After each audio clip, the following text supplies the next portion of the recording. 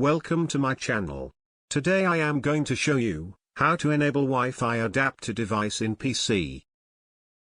Please note that you must have a wireless network adapter installed in your PC. Otherwise you cannot enable Wi-Fi adapter device. And you cannot use Wi-Fi. So, let's get started. You can see my Wi-Fi adapter device is disabled. Now I am going to enable it. Follow my steps. Go to Control Panel.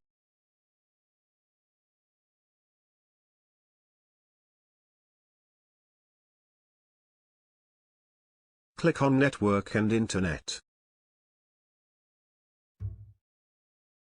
Click on Network and Sharing Center.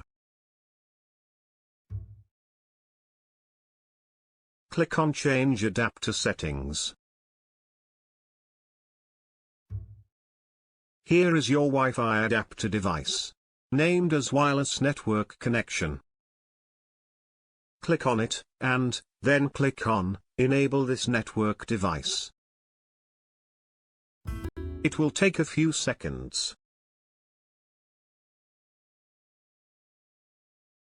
Now, you are done. Now you can connect to any wireless network near you. Like this.